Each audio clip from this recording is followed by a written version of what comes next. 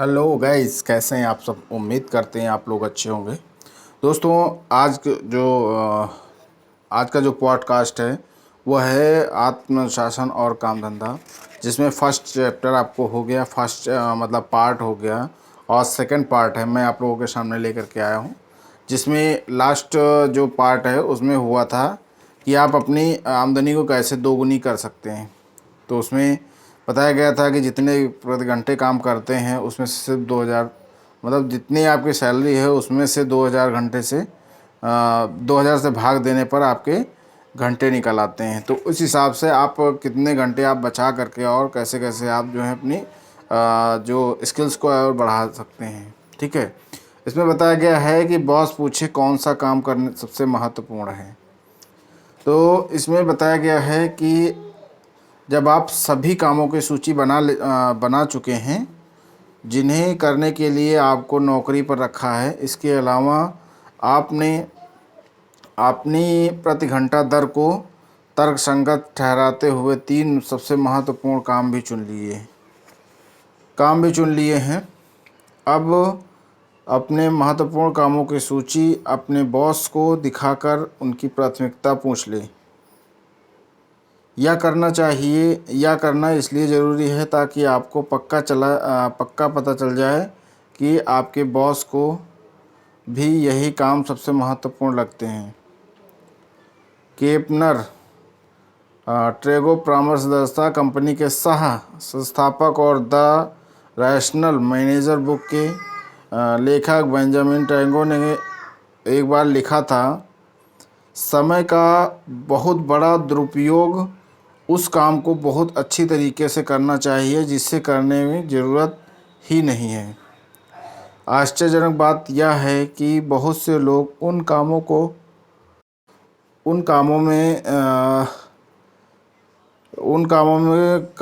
की कड़ी मेहनत करते हैं जिनका उनके बॉस से कोई महत्व नहीं है और बहुत कम महत्व है। आप महत्वहीन काम चाहे जितनी अच्छी तरह करें, उन्हें आपके करियर से कोई सहायता नहीं मिलती। इससे भी बुरी बात यह है कि आप कम महत्व के काम की वजह से आप अपने सबसे महत्वपूर्ण काम नहीं कर पाते हैं। गलत काम में कड़ी मेहनत करने से आपका करियर खतरे में पड़ सकता है। ऑफिस में आपके सबसे सुखद दिन वे होते हैं जब आप वही काम करते हैं जिसे बॉस सबसे महत्वपूर्ण मानता है। ऑफिस में आपके सबसे दुखद दिन वही होते हैं जो आप वे काम नहीं करते हैं जिन्हें आपका बॉस सबसे महत्वपूर्ण मानता है, और आप ऐसे काम करने में समय अपना लगा देते हैं जिन्हें आपका बॉस कम महत्वपूर्ण या महत्वहीन मानता है। जब इस बारे में आप में और आपके बॉस में मत भिन्नता हो तो यह मान लें कि आप वे काम नहीं कर सकते हैं जो उनके करियर और उनके लिए महत्वपूर्ण है।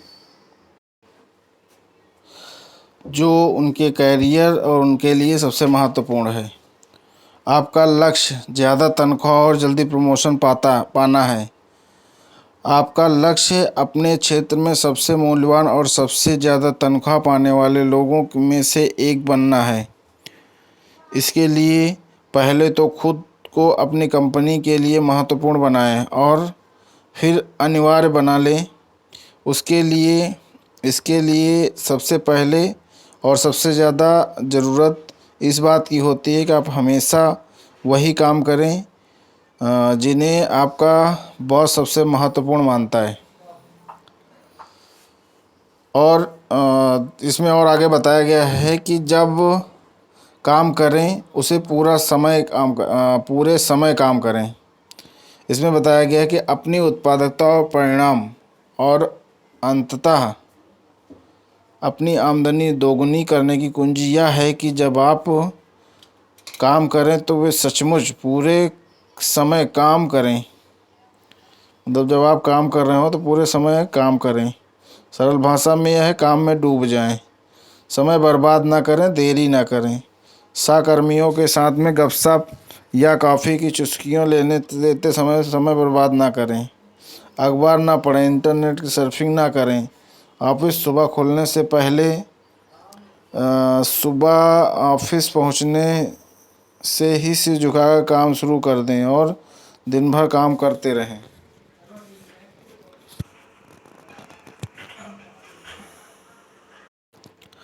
दुनिया में ऑफिस की दुनिया में समय बर्बाद करने वाला दूसरा सबसे बड़ा कारण वे लोग हैं जो आपसे बात करना चाहते हैं और वे आपका ध्यान भटकाते हैं, आपको देर कराते हैं और आपका समय खराब करते हैं, जिसमें आप ज़्यादा महत्वपूर्ण काम निपटा सकते हैं। जब कोई समय बर्बाद करने वाला आपके पास आकर कहे, क्या हम 1 मिनट बात कर सकते हैं, तो जवाब दें, हाँ, लेकिन अभी नहीं। क्यों ना हम लंच के समय या ऑफिस के बाद में बात करें।